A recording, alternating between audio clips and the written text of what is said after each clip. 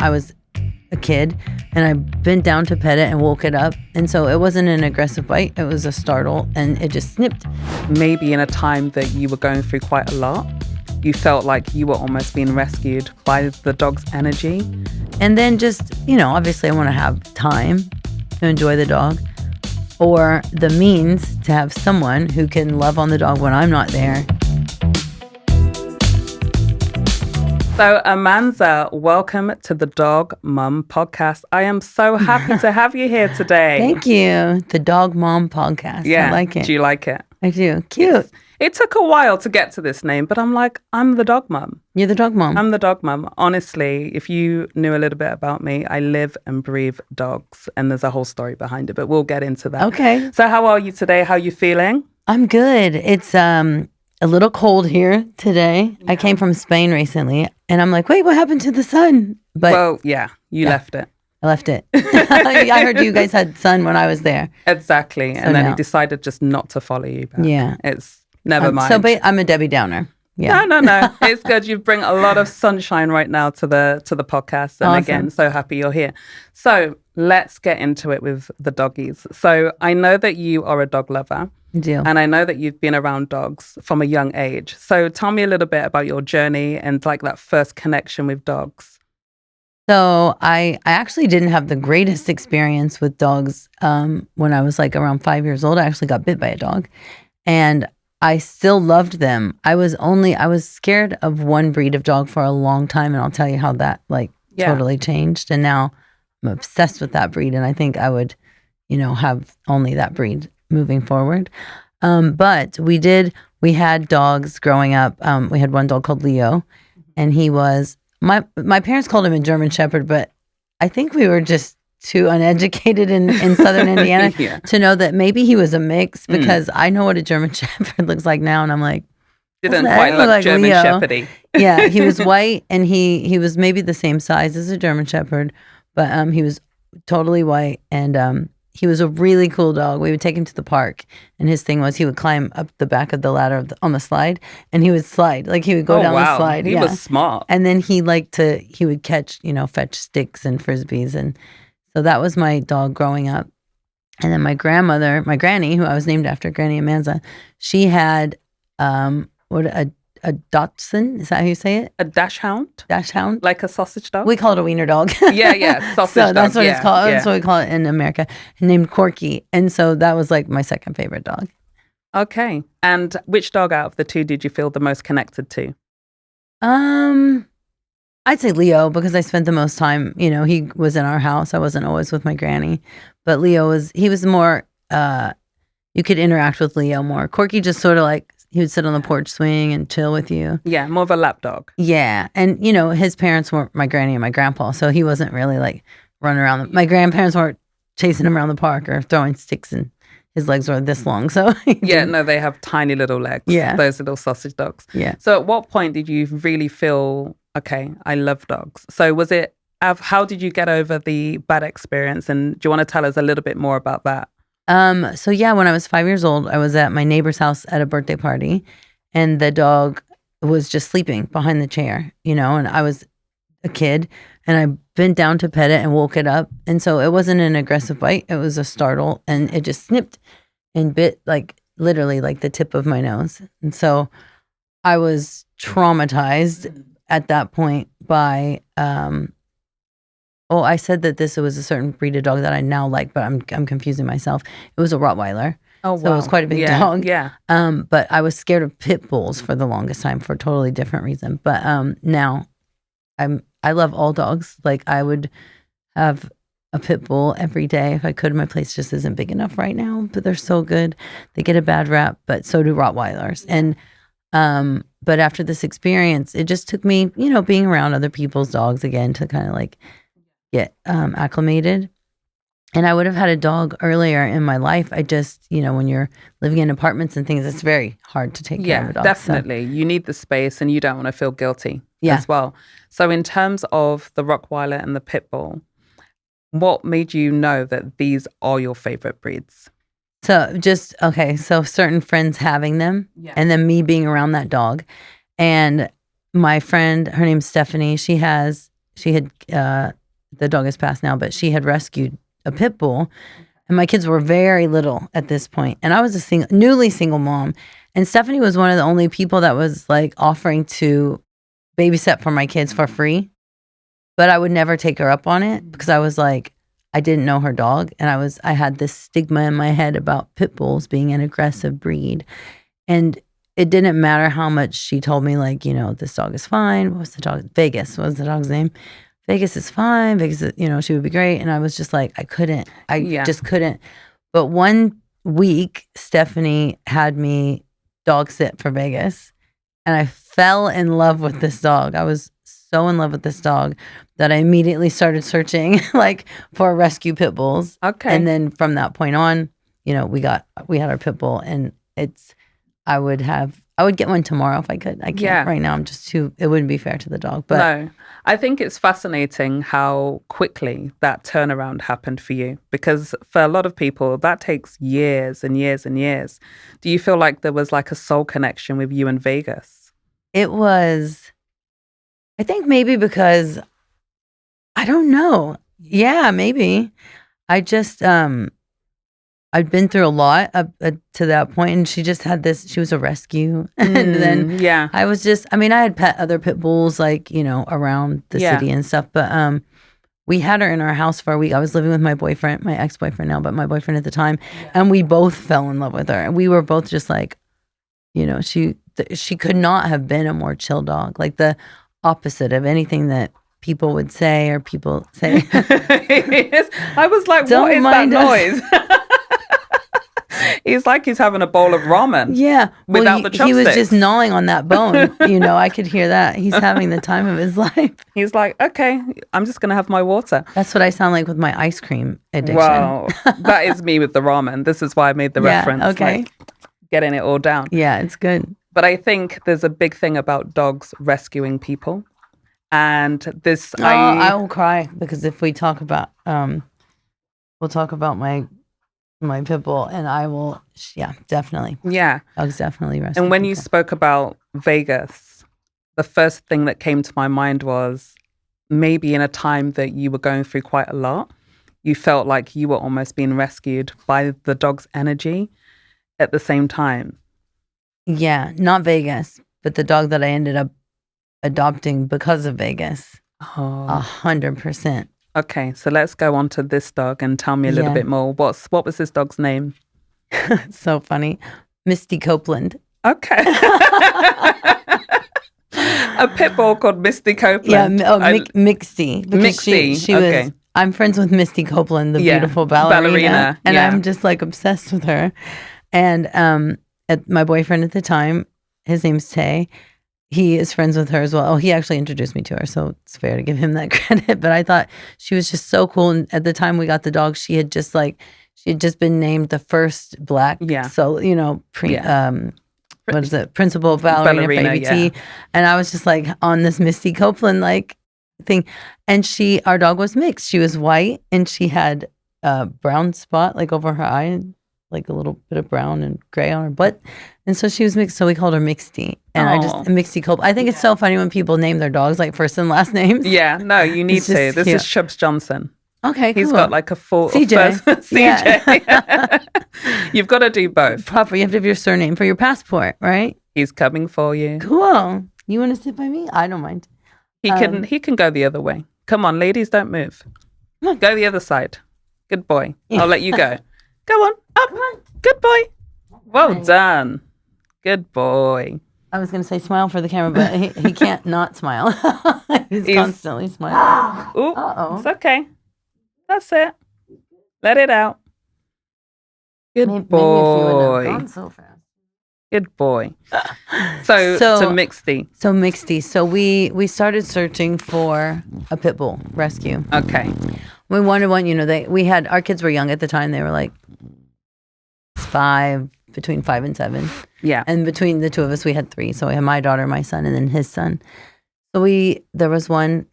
She stood out on the, when you're searching through pictures of all the fosters and all the rescues.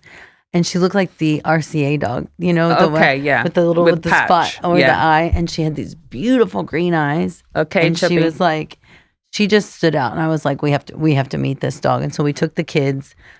Within minutes, we knew like, oh, I think this is going to be our dog. And so what they do is, you know, at some of the, I don't know how it is here, but some of the rescues in California, you get to take the dog home for like a week and, you know, see how you vibe. meshes with the family and the kids and stuff. And we were like, she's going nowhere. Yeah. She's staying. And she was about 65 pounds. Oh, wow. So she wasn't a lean thing. She was a big pit bull. Girl. Yeah. I think she was 4 years old or 3 years old when we got her. And I ended up going through a breakup with that person, and we'd been together almost 5 years. And that dog, not just the breakup, but like he traveled a lot, and my kids would be with their dad. And not once was I scared, because Misty she wasn't aggressive. She was not. There was a time when I first got her and I was walking her, and here comes across the street running a poodle off leash. And I was like, oh, here goes. This is it. Like, this is. Yeah. That moment that you've been dreading. Yeah. Yeah. And she just sat there and looked at this dog like, what's your problem? Like, why are you jumping at my face? Yeah. Why are you off the lead, first of all? And you could tell the woman was also like, oh, no. Yeah. And Misty just stared. But I never felt scared in the home alone. Because even though she wasn't aggressive, I knew if anybody ever tried to come in and, you know, do anything, I would be protected. I cuddled with her when I went through my breakup. That was like she helped me through that. So I definitely know how dogs can like heal people. You know, she was my best friend. She was all of our best friends. Your emotional support, your everything, even though they don't talk, they talk. They say everything. Yeah. Absolutely everything. Like now, the communication that Chubbs has given you is, I like you. Yeah. He just kind of cuddles into you. Yeah. And they pick up on energy. Like they know who people are and, you know, how they feel about you. And I've seen that so many times. So in terms of the healing that you received, what were some of the standout moments that you think that Misty really helped you with, just like day to day? Was there a moment that you felt like, wow, this dog's amazing? It was just mostly day to day, because it was really tough going through the transition of the breakup when my kids would go to stay with their dad. And now I'm not with my boyfriend, and I'm like alone, and I just licking the tears and just sitting so close and just being, you could just tell in her eyes that she knew that something was going on. She, you know, and she's got me. But there was one night particularly that it was like a safety thing. I felt safe. There was a helicopter going around. You could hear it around the neighborhood. It was a police helicopter, and they were shining. And it was so loud because I'd never heard a helicopter so low. It was like really, really low. And I'm calling my boyfriend who's out of town. I'm like, this police helicopter is really low. Like, and we lived in a very nice neighborhood. Like we had a gate, we had a backyard with like a pool. So the kids' pool and trampoline and like playground was out back. And nobody could get to the backyard from the back. Like they would have to come through the front. But this police, like the spotlight was going down and would go over our pool, and then it would go over, then it would go to the neighbors. And it was so loud. And I was like, what does this mean? And they were like, they're looking for somebody. So somebody's like, I don't know if they're dangerous, but like they're definitely looking for somebody. I was terrified because I was by myself, and this dog got up and like she just sat next to me on the sofa, just like so alert. And I was like, okay, I don't feel scared because she is a pit bull. Like at the end of the day, if she had to protect me, she totally could. And can. She really would. Yeah. And I just felt so like, then it became cool. I was like, I wonder who they're looking for. Like, what is this? Yeah, now you got the popcorn out. Like, now I can get involved in it. Bring it on. Come to this house. You know. Misty, do your thing. And she's sitting there, you know, all 65 pounds. She thought she was a lap dog. Like she would sometimes, we had to teach her because she would get on top of you. I'm like, girl. Yeah, like, you're crushing my lungs. I weigh twice as much as you only. And we'd paint her nails red, and she was very like, you know. Really nice. I can see that. So So I know that you have definitely candidly been very not out there, but you've spoken about rehoming. Is this Misty? I had to rehome her because she bit someone. And it was so my boyfriend's son got bit because the dog was eating. They had left food on the bed. And she was anxious. We were going through this breakup and we weren't all in the house at the same time anymore. So it was unfamiliar. It was Tay and his son there that particular time. And they hadn't been there for maybe a month. It had just been me and my kids. So she could sense everything that's going on. The family's separating, something's up, something's different. There was food on the bed. So, and I'm all team Mixty. So I'm saying all this so people know it wasn't her.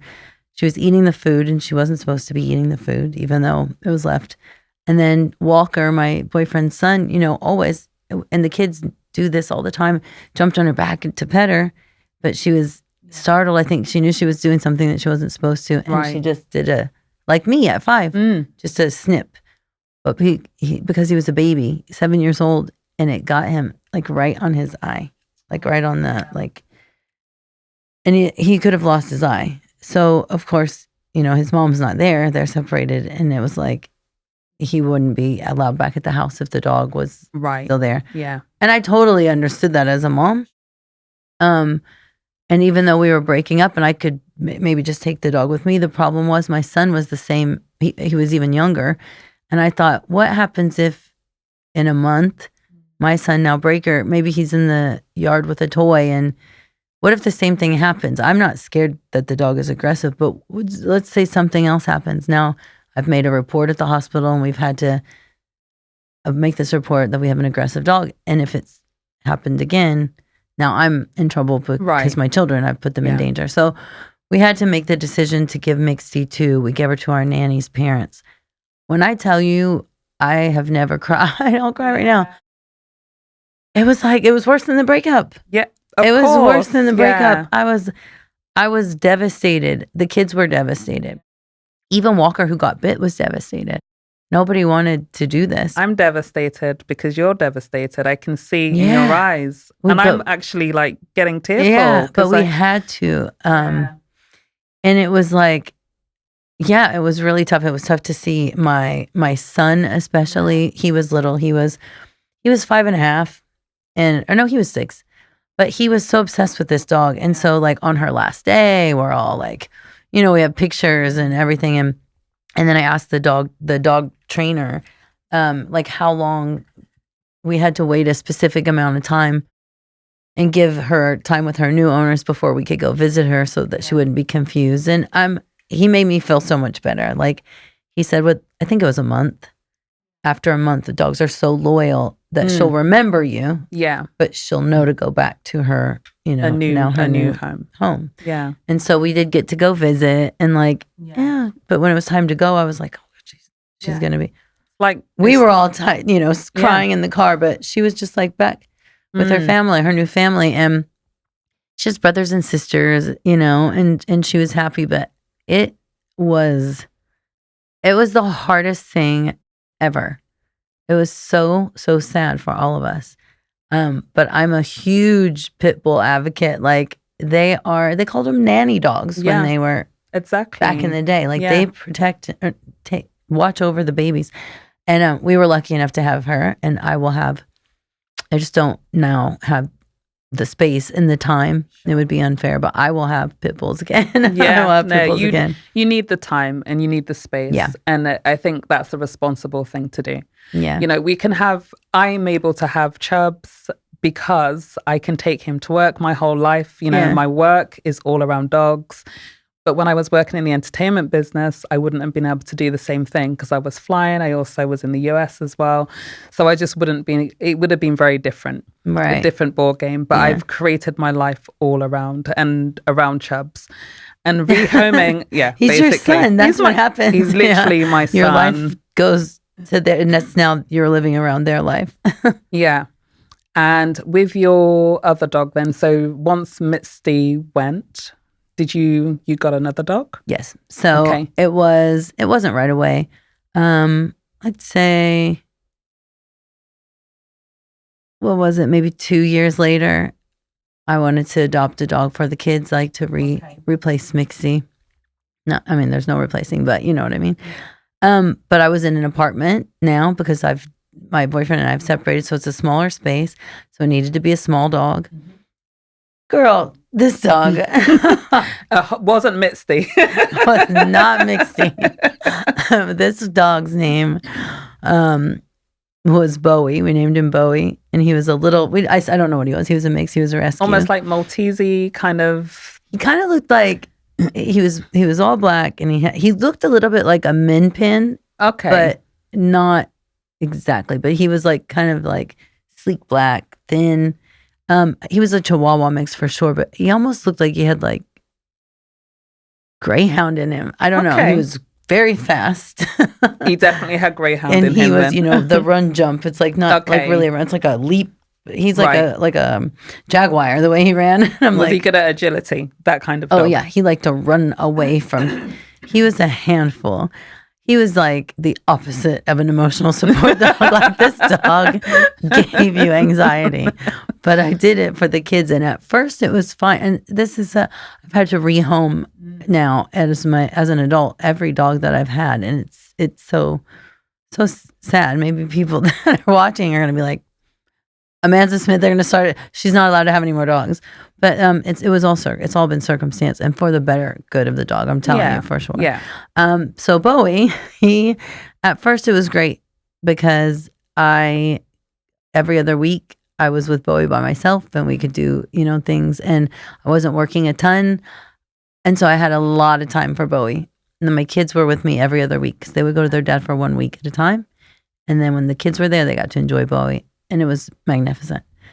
And then Selling Sunset became a thing. And I started filming all the time. And simultaneously, a month into filming, my children's dad left from the face of the earth. So now I'm a full-time mom with 2 kids and all the time filming. And Bowie he was like, what is this? Like, where is it? Yeah. What's happening? Where have you gone? Yeah, where have you gone? The kids are at school. They're busy. Now they're like in gymnastics and soccer, like all over the place doing their thing. And I'm never around. And poor Bowie was like, either with the dog sitter or home. And I didn't crate train him. Right. So it was like, you come home and it was like, whoa. There was a mess. A mess. Yeah. He was not happy about the situation. He was letting you know. He let me know. And the rugs, he let the rugs know. What about the walls? Did you get there? Not the walls, but he did, the sofas. So I thought, what a genius I am. We need to get Bowie a friend. So you got another He needs dog. a friend. I think that he would, his anxiety would be lessened if he weren't home by himself for so long. Okay. I can see where this is going. So in comes Annie. Okay, Annie. Little orphan Annie. Not only did Annie like exponentially make Bowie crazier, he then took on all her habits. Bowie was never like the dog that dug in the trash. Now all of a sudden Bowie digs in the trash. And then Annie was the dog who she could open doors. So wow. She was like, together. She would jump up and she could open the door. So what she would do is, and this all takes discovery. Annie's new and she was about 4 and she was so beautiful. I remember the first day I was like, you're never going to go anywhere else. Like you found your home. And I thought you were being intentional with Annie. We were obsessed with her and I promised Annie she's not going anywhere. So she would jump and she would open the door and then she'd let herself into like the kids' room. She never, the primary suite, like she never touched my room. I think it was like, she was jealous of my kids. She would open the door and she would get on the mattress and she would pee and she peed on, I think I bought each kid 2 new mattresses within this year and a half that we had Annie. And like she could let herself into the room, but she couldn't let herself out. So this was discovery. Okay. She would get in there and then the like wood on the wall would be completely clawed. I'd come home and I'd come in the house. Maybe I'm outside, maybe running errands, or maybe I'm filming. And I'm like, "What, Annie? What is happening? What's happened to the wood?" She's been in there all day, and now she's peed on the bed. Okay.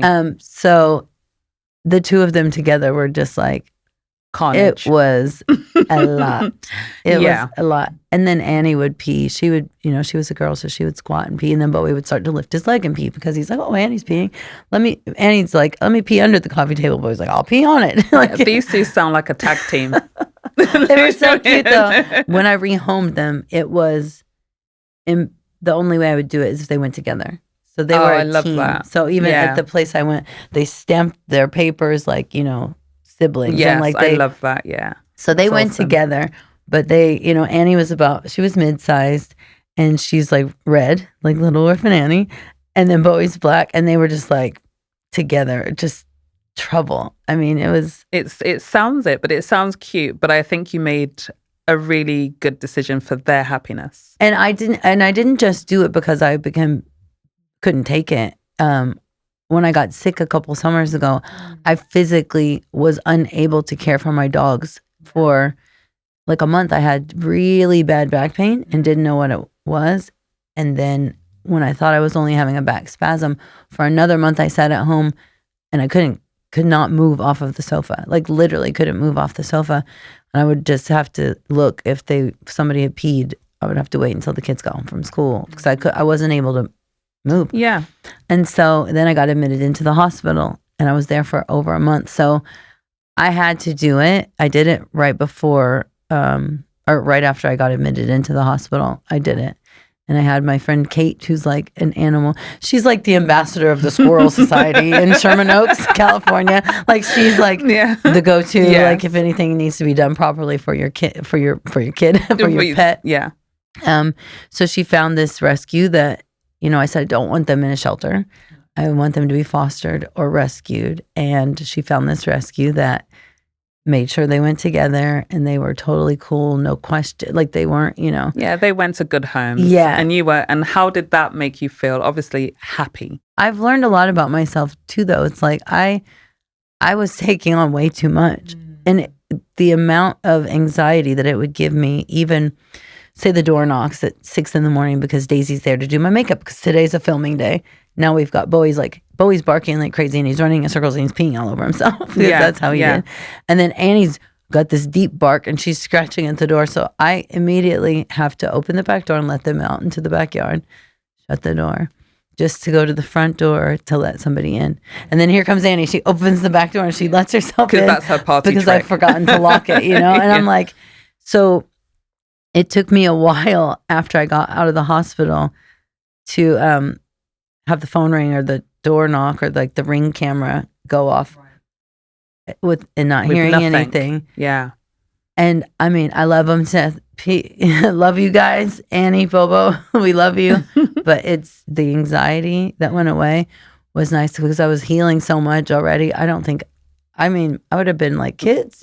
I mean, Misty Your would have been mom's losing perfect to come back in to help your healing. She would have been And perfect. this really takes me to really knowing how to select a dog for yourself. Now, is adopting a dog something that you think you will do again? Maybe not like next week or next year, but in the future. Oh, absolutely. I absolutely want to have a couple of pit bulls at least, I've learned a lot about myself. I need to obviously have space. And I like my things tidy. I need to make sure that I'm a little more strict and a little more strategic and planning. I don't need Mixie to be on the sofa. I need to make sure that the dog knows the dog's place and the other. Sure. And then just, obviously I want to have time to enjoy the dog or the means to have someone who can love on the dog when I'm not there so that they're not alone and things like that. So yeah, one day, but I also want to adopt a kid and I'm raising teenagers. So there's a lot going on. It'll be a while. And I think the dog always comes into your life for a reason and at the right time. So from what I'm guessing, Mixty was very clear, the timing and exactly what her purpose was. When it comes to the tag team, that was really to say, actually, maybe we need to make space because you didn't realize you were going to get unwell and you needed the time to heal and not have, that kind of, what's the word? Just kind of not having that structure around the dogs as much. Chaos. That's the word. That is the word. Chaos around. Chaos. Yeah. So I feel like dogs. So it'll be interesting to see what the next dog is going to be for you and the timing, because I bet it will be perfect timing and you're going to have the most amazing dog. I can feel it. It'll 100% be a pit bull when it's a dog. Now, will I maybe get a hairless cat? My son said he was interested in one recently, and I thought, how cool. I mean, I have a cat allergy. I do too. Yeah, so the hairless cat works. Exactly. And this is going to sound crazy, but people that know me know that's just me. How cool would it be if somebody invented I've thought about this. Pet friendly, like henna, some sort of way that you can put your tattoos on the cat. And I want a hairless cat, and I want him to have all the same tattoos as me. I love that.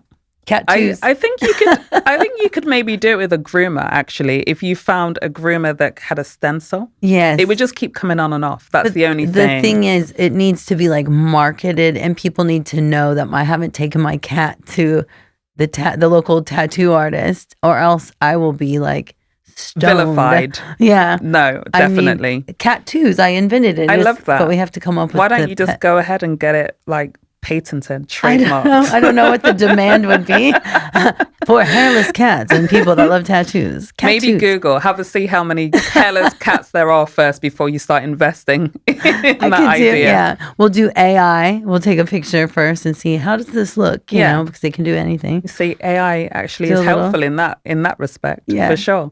So let's move on to your art. So how long have you been a creative and artist for? Obviously, we know you from Selling Sunset and the interior design side of things. Yeah. But when did art come into your life? Well, I mean, on a small scale, I've always loved to, use paint, like acrylics.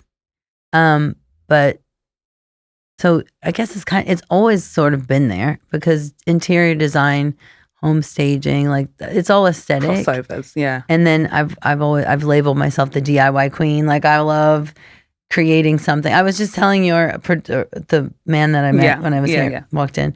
You have a banquette that's like tufted. Called like channel tufted. I was like, I really love the banquette. I can do that with pool noodles. Nice. So I've always been like the DIY kind of like created out of something else type of chick. But the painting on large canvas is very new. And it's been 1 year in February when I did my first exhibit alongside like maybe 14, 15 other artists. So I guess it's always been in me, but I never dreamed of what's happening right now to be like my new career path. Yeah. So it's unleashed and you've just literally unleashed. I love it. And I love it. And I think like it's taken that journey of 48 years worth of life and trauma and ups and downs and mixties and breakups and things to be able to create the type of work that I do now, because it was very different when I would paint like back in the day, or like a little bit here and there. There's a lot of soul behind them. No, I've seen some of your work and it's great. I love the colors. I love that it's almost like you can see like it's emotional. It's emotional. It's very emotional. And I love the colors, but I also like there's like little details there. It's really nice. So in terms of, would you ever think about doing a dog inspired exhibition? Ooh. Well, here's the thing. I'm very much an abstract artist. I started painting robots one day, and now I've gotten quite creative, because robots, they can look all different. They can be quirky, they have one eye, two eyes, like antennas, whatever. I don't know that my dog art would be the same. I don't know that it would look like a dog. Maybe like a Picasso looking dog or something. Yeah. Maybe. Yeah. I would, this is how I would do it. If I were to do it, it would be a specific, however many pieces, and a portion of the proceeds would go to help a charity that was a dog rescue, something like that. Yeah. But I don't think that it would be my main thing, because my robots look way cooler than I can picture what my dog would look like. I mean, it could almost be something very abstract, because when you think about dog art, there's a lot of dog artists out there, and it's very samey actually after a while. So having something commissioned that was kind of from your perspective of what your dog, say you did Chubbs, and I'd be like, just, that's the inspiration. Oh, I got it. Yeah. I could totally do it. Yeah. I could totally do that. I would think it would be cool to like, put some little like slippers or whatever you'd have to put, or maybe it would be non-toxic paint on Chubbs's feet, and like you could let them run a little bit crazy. And you can paint over things. I mean, Chubbs's smile has to be in there somewhere. Like he's kind of got like a Basquiat looking smile. Like we can't do. I think, yeah, I could be creative with some dog art. There's something in there. Yeah. Food So for if thought. there's any viewers that want commissioned dog art, I just thought of a really beautiful piece for Chubbs. So yeah, call me. Yeah, there's definitely scope, and it doesn't have to be like a portrait. Yeah. It can be How out funny there. that would be though. Chubbs is like We've had one done. with a grill, with Yeah. like a fresh grill with like a blinked out tooth. Can you imagine him with a grill on his teeth? Yeah. That would be so funny, with a big overbite. But in terms of going back to your art, where do you see that in the next couple of years? Or where do you want it to be? How do you want it to grow and evolve? I mean, okay, so I'm very new.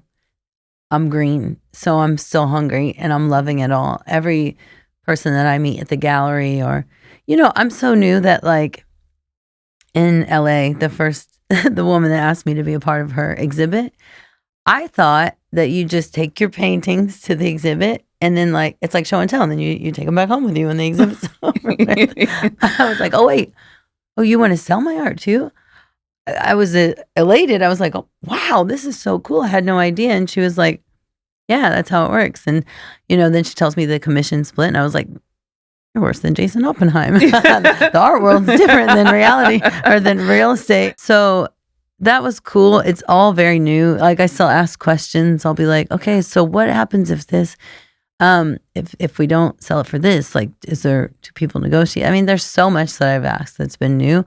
So to be honest with you, I haven't completely mapped out like on a vision board what I want this to look like yet, because I'm busy. I'm promoting my art and I'm doing, but I will.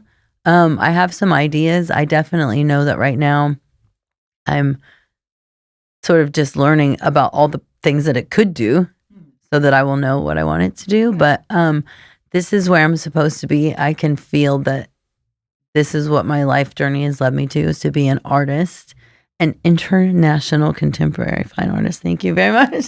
Feels cool to say that. Like, that's so cool to say.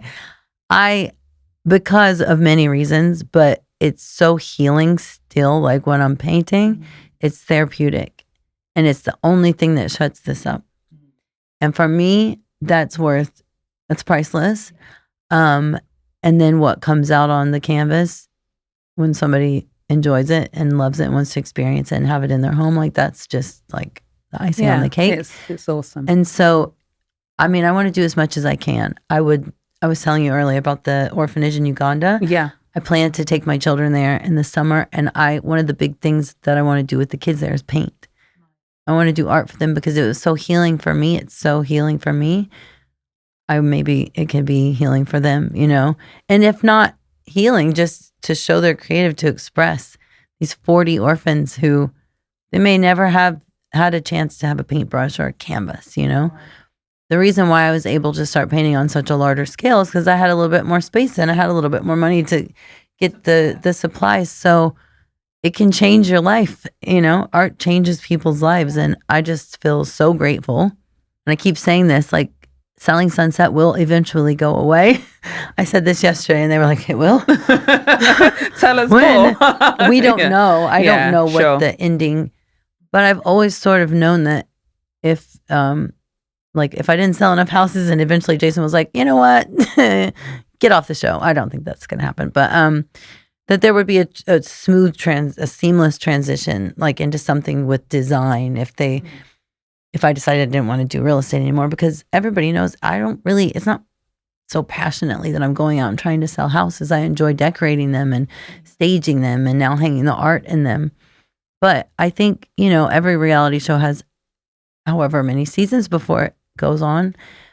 So our show will be no different. Maybe it'll be season 45, but at season 45 now, I'm establishing something else other than real estate in interior design that I feel really confident is going to be what feeds my children and their children and their children's children. Like it's yeah. I can feel the passion. So when and I'm excited. Can you tell I'm like I can. So when I made that transition from the entertainment business to creating my own dog therapy company running London Dog Week and kind of creating all these brands in the dog space, it came out of complete love. And just it's just love. And even with the podcast now, it's love. I do it for love. And I think I can feel that from you, just that passion. It makes you excited. You go to your brain's buzzing at night because you've got these ideas and the idea and I'm just grateful. Yes. I'm so grateful. And I don't know another word for grateful. Thankful. Humbled. I'm all of those things because, and I always have been that type of person. But honestly, it just is like, even on Selling Sunset, there's people. I was joined season 2, and even though I'm dear friends with Jason and Brett and Mary and, basically everybody, but like I was friends with them first. For 23 years, I've known Jason and Brett and Mary, but like I was always the new kid. I was always like being shown how to do it, and Amanza's late. Sorry, I'm late. I didn't want to come. That was a signature drink at my birthday party, by the way. But it's like, this feels so different because I don't have somebody showing me like, this is how you do it. This is how it has to be done. And I'm not feeling guilty if it doesn't look right. I slap some paint over it and I keep creating until it does. It's like my thing, and my self-worth doesn't feel shocked. Yeah, it's coming from your soul. Different. That's why it's coming from you, and you're creating the whole thing. I feel the passion deeply. I get you. I understand it. Did you feel like that helped with the dog, with the transition? Because it was such a passion of yours and it was such a love, did more doors, do you feel like, just sort of open because it's just this? Yeah. And you're kind of like, wait, how is this? Yeah. So like I'm in the flow because I'm in my mission. That's how I feel. And that's exactly just everything I didn't have to work hard to make it happen. It just, opportunities came and clients came. To this day, with all of my businesses, I've never advertised. It's been like all word Aneka. of mouth. But it's because I'm in the flow, the mission, and I've dedicated my life. And I know that sounds very dramatic. I've dedicated my life. But it doesn't. It's from your heart. Completely. It's from your heart. And like how I am with kids. Like I love kids. I would adopt 100 kids if I had the means. Like they're like little people, honestly. I'm people that don't love dogs and don't whatever. They're not listening anyway, but they don't get it. Before I had kids, I had dogs. I understand it's different. Definitely not. And dogs don't talk back when they become teenagers, and they are very loyal. Yeah. And they're not nearly as expensive as teenagers. I don't know. Well, it depends on how I don't know. He's got like a Hermes looking scarf around his neck. But they can be. Yeah, it depends on the type of breed. But one thing I definitely want to hear. So we haven't spoke a lot about Selling Sunset because I feel like you've come off that show, but you're more than the show. You're your own brand, your own person. However, if the cast members were dog breeds, who would be who? Oh, and wow. What breeds? Okay. This is good. Oh, man. You know what? It's going to be a little tough only because I'm not so educated on what exact breeds. Okay, sure. So maybe you can help me. But they are all dog lovers, like everyone on the show. If you watched the show, you saw we lost Nico. He was the head of public relations for the Oppenheim group. And he passed last year. But okay, Jason and Brett. Jason and Brett. This is what just top of my head. Maybe because I'm in London and because they're petite. Sure. Corgis. But twins. I little see twin that. corgis, like the Queen's dogs, right? Yeah. And then, okay, who do we go to next? Nicole would be like, I'm like thinking physique, but then also like personality. I'm gonna go physique on Nicole. Okay. It's safer. Yes. Okay. She's like I don't know those show dog. Oh, a greyhound. A greyhound. Yeah. Okay. But like a really nice, like a like show, the lean, the greyhound. kind of contouring. Yeah. Yeah. And then Chelsea. Okay, I'm gonna go off personality on Chelsea because she's feisty. She's tiny. I was gonna say miniature. I was gonna say min pin, but she's like maybe Chihuahua. Or no, not that feisty. No, it's not yappy. She's not yappy. She has like a point, but I'm gonna go min pin, miniature pincher. Okay. Brie is a Rottweiler because they're beautiful. Yeah, but like don't mess with Brie. Yeah. And then you might get the wrong idea because you look like a Rottweiler, but she's not going to chew your face off. No. If you're not trying to chew her face off, that's Brie. Perfect. Mary is what would be the sweetest dog that's just like a little pom, like a Pomeranian. Yeah, with a bow in its hair. That's just like, okay. Or like a little Maltese. Yeah, like let's go to the park. Okay, you guys want to go to the park? We'll go to the park. We'll go to the Mary. That's Mary. And then who else do we have? Emma and Mary are the same. Emma and Mary are the same. So we've got dog. like a Maltese and a Pomeranian going to the park together. Yeah. And then Chriselle is, I think like Lady. What's Lady in the Tramp? Not that she's a tramp. No, a Cavalier King Charles. Okay. Chriselle's a King Charles because she's beautiful and she's like, she's sexy and like flirty, but she's also like, if you've seen the movie, she'll put it down like it is. Who else is there? Let's see. Who have I missed? Chelsea, Emma, Mary, Chriselle, Brie, Nicole, Jason and Brett. Oh, Alana. Alana's like, she's so tall. She's tall like a greyhound. Like her and Nicole are like very tall model, like build. But Alana's very like conservative. Like I show up and I'm like in a see-through thing with like one side ponytail and some cornrows. And Alana's like buttoned up like with Tom Ford, but she still looks sexy. Maybe I'm like a Great Dane. A Great Dane. Maybe her jowls. No, I'm trying to think. Maybe like a Dalmatian.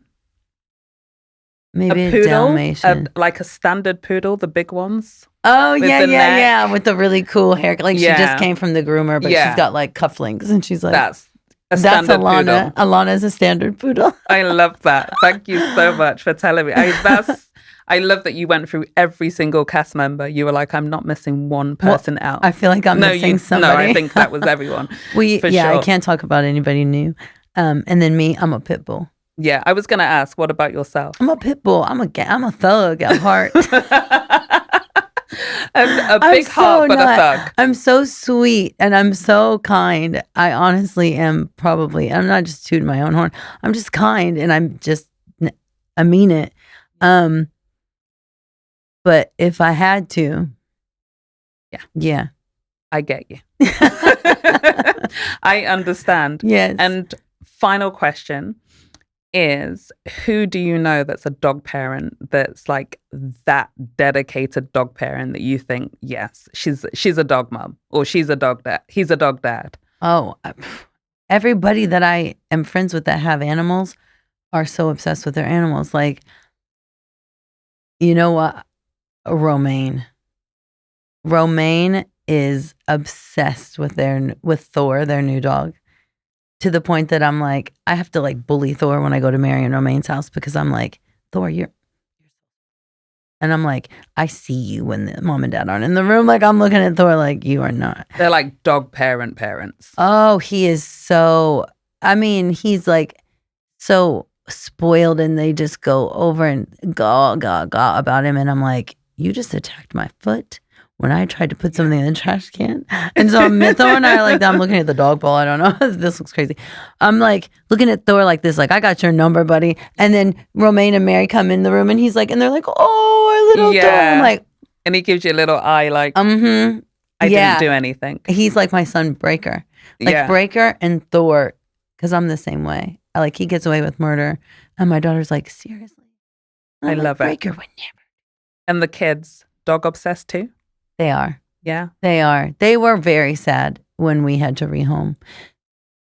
They were, they were very, very traumatized when we had to rehome Misty. They were sad when we had to rehome Annie and Bowie, but it had gotten to the point, and I waited until like I'm at the point that I was in the hospital. I couldn't anymore, but I waited to even start thinking about the possibility until the kids had had enough, you know, because it's a very big difference between like busy mom, you know, getting anxiety and just frustrated because of like, you know, a ruined rug and this and that. But when the kids were like, oh my gosh, like it is a lot, like it's so much.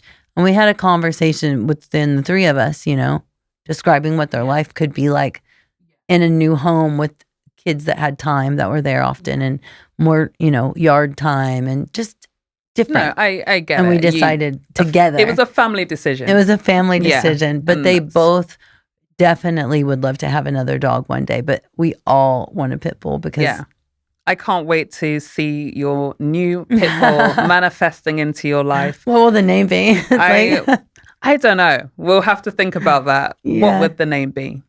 Now, probably like Jean-Michel Bosquet. Something extra. Something very long and very long name, you know. Something extra. Just keep me posted on the pit bull. Yeah, have me back and I'll let you know. It's been absolutely incredible. Thank you. I can really see your heart and your spirit for just love of everything. Love of life, love of dogs, love of your children, love of art, just love of life. And it's fantastic. And thank you. And thanks for being so open and just sharing your soul. Yeah, thanks for having me. Thanks so much, Amanza. It's been, and where can people find you?